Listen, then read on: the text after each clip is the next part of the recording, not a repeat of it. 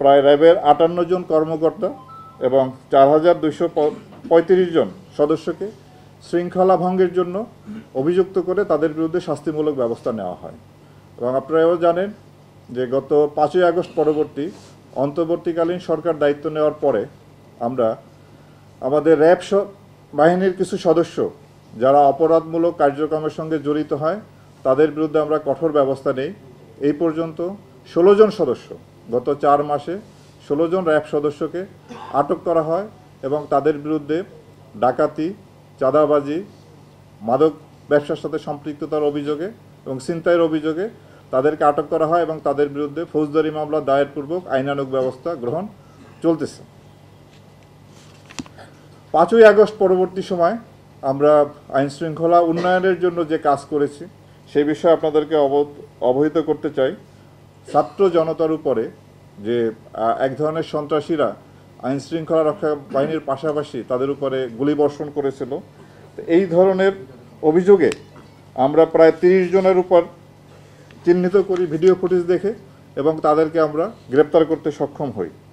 এবং ছাত্র জনতার উপরে গুলি করার জন্য যারা হুকুমদাতা বা এই সংক্রান্ত যে মামলাগুলি রুজু হয়েছে সেই মামলায় এ পর্যন্ত আমরা সর্বমোট 4 জন সাবেক মন্ত্রী, 17 জন সাবেক এমপি, 40 জন সাবেক মেয়র, উপজেলা বা ইউনিয়ন পরিষদের চেয়ারম্যান সহ 40 জন, কাউন্সিলর বা মেম্বার 16 জন এবং এছাড়াও বিভিন্ন রাজনৈতিক সংগঠন যারা ওই সন্ত্রাসী কার্যকলাপে জড়িত ছিল তাদের 183 জন সহ সর্বমোট আমরা 353 জনকে গ্রেপ্তার করতে সক্ষম হই। এবং আমাদের এই অভিযান অব্যাহত আছে এবং যারা বাকি আছে মামলার যারা আসামি তাদেরকে গ্রেপ্তারপূর্বক আইনের আশ্রয় নেওয়ার জন্য আমরা পদক্ষেপ গ্রহণ করেছি।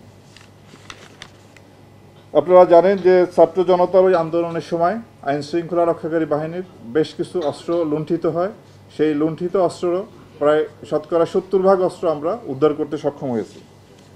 আমরা এই পর্যন্ত জুলাই বিপ্লবের পরবর্তী পর্যায়ে আমরা 1238 জন মাদক কারবারিকে গ্রেপ্তার করি এবং 7,91,000-এর উপরে ইয়াবা উদ্ধার, 28 কেজি হিরোইন উদ্ধার এবং 58,500 বোতল ফেন্সিডিল সহ আরও বিশেষ অনেক মাদকদ্রব্য আমরা আটক করেছি। আমরা জেল পলাতক আসামি, আপনারা জানেন যে 5ই আগস্ট পরবর্তী সময় বাংলাদেশের বিভিন্ন জায়গায় বেশ কিছু জেলে আসামিরা জেল ভেঙে পালিয়ে যায়। সেই পালিয়ে যাওয়া আসামিদের মধ্যে আমরা প্রায় 110 জন আসামিকে আমরা গ্রেপ্তার করতে সক্ষম হই